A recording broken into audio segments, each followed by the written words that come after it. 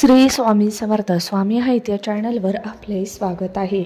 यावर्षी 4 फेब्रुवारी रोजी रथसप्तमी आहे। या दिवशी सूर्यदेवाची पूजा केली जाते। हिंदू धर्मात या व्रताचे विशेष महत्त्व आहे। माध्य शुद्ध सप्तमीचा दिवस रथसप्तमी नावाने साजरी केला जातो। धार्मिक दृष्टिकोनातून या दिवसाचे खूप महत्त्व आहे। ही तिथी सूर्यदेवाला समर्पित आहे। या दिवशी अचला सप्तमीचे आरोग्यदायी व्रत केले जाते। याला रथसप्तमी व्रत असेही म्हणतात। रथसप्तमीचे व्रत करणाऱ्या भाविकांना सूर्यदेवाची विशेष कृपा प्राप्त होते। सूर्यदेव त्यांना आरोग्य, सौभाग्य, संतती आणि सौंदर्य प्राप्त करतात। पहा, या दिवशी तुम्हाला एक गोष्ट करायची आहे। तुम्हाला ती गोष्ट कोणती करायची आहे हे पाहण्यासाठी व्हिडिओ कोठेही स्किप करू नका, पूर्ण पहा। माघी सप्तमीला अचला सप्तमी तसेच रथसप्तमी असे म्हणतात।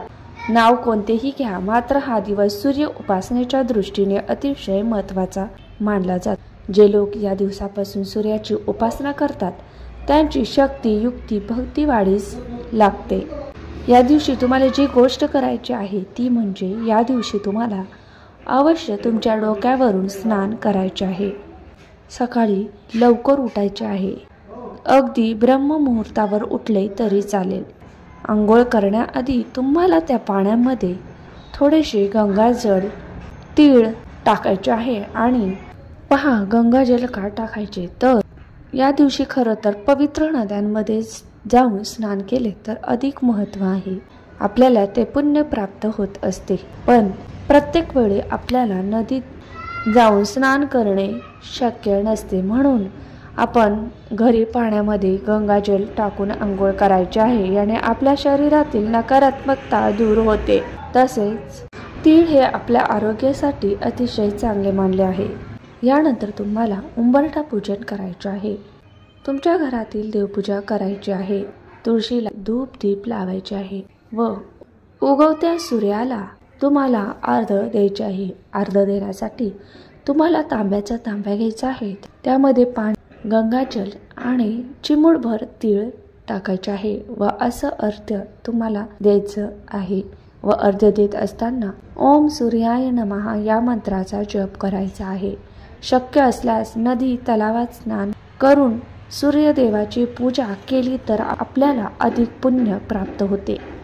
नदीच्या काठावर सूर्याची अष्टकोनी मूर्ती बनवून मध्यभागी स्थापना करून शिव पार्वतीची पूजा करावी।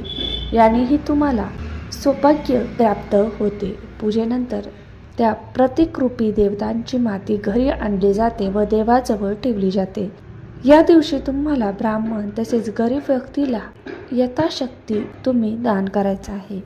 आता या गोष्टी तुम्ही अवश्य लक्षात ठेवायच्या आहेत। सूर्योदयाच्या वेळी केसावरून स्नान करायचे आहे, कारण मनात कितीही क्लेशम असेल, वाईट विचार असतील ते दूर सारून सूर्यदेवाला शरण जायचं आहे। सूर्याची संतती प्राप्तीसाठी हा उपाय अतिशय चांगला आहे। सूर्याचे तुम्ही रोजच उपासना केली पाहिजे। सूर्याला या दिवशी खिरीचा नैवेद्य अर्पण करायचा आहे।